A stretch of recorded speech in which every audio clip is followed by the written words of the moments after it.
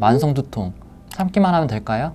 안녕하세요. 달려라병원 신경과 구준모입니다. 오늘은 제가 두통에 관해서 몇 가지 이야기 드리려고 나왔는데요. 제가 직접 환자분 진료한 것들 보면서 함께 이야기를 나눠보죠. 60대 여성 환자분이었습니다. 20년 이상 반복된 오래된 두통을 가지고 계셨고요. 원래는 이따금씩 한두 달에 한 번씩 아프셨다고 했는데 10년 전부터는 매일 머리가 맑지 않고 항상 두통이 있다고 하셨습니다. 주로 증상은 뒷목이 뻣뻣하면서 머리가 전체적으로 무거우면서 두통이 있다고 하셨고요. 그래서 이렇게 오래되셨으니까 당연히 여러 곳에서 검사는 다 해보셨다고 하고, 특히 이제 머리 MRI, 경추 MRI도 모두 찍어봤는데 이상이 없다고 하셨습니다. 그래서 이런 환자분들이 꽤 많은데요. 경험 있는 신경과 의사가 진찰을 한다면 사실 진단은 자체는 어렵지 않습니다. 환자분은 편두통으로 진단을 하였고요. 특히 만성 편두통으로 진단을 하였습니다. 그래서 환자분은 매일 먹는 편두통 치료제 처방해 드렸고, 그리고 한 번씩 심하게 아플 때 추가로 드실 수 있도록 편두통 급성계 치료제 함께 드렸고요. 그래서 이제 약 복용 시작하면서 2주 뒤에 오셨을 때는 평상시 두통이 절반으로 줄어들었다고 하였고요. 한 달 뒤에는 두통이 없는 맑은 날이 아주 많아졌고, 일주일에 한두 번 정도 두통이 있다고 하셨습니다. 편두통 상당히 많은데요. 하지만 이 이름 자체가 편두통이라서 환자분들이 오해를 하기가 쉽습니다. 편두통은 사실 머리 한쪽이 아픈 그런 편측 두통, 그런 증상을 의미하는 것이 아니고요. 실제로 어떤 많은 동반 증상을 동반한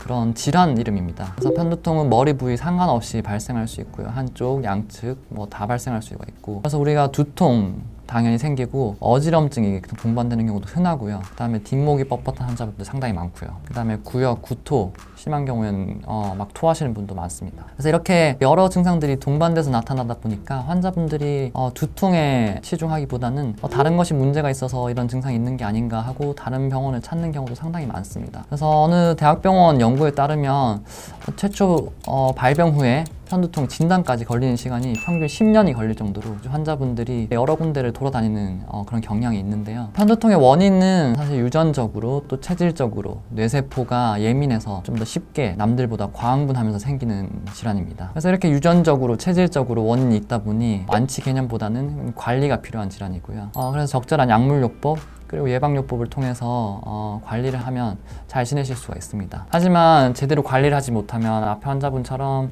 이렇게 매일 두통이 있는 만성 두통, 그리고 약을 먹어도 잘 호전이 되지 않는 난치성 두통으로 악화될 수가 있습니다.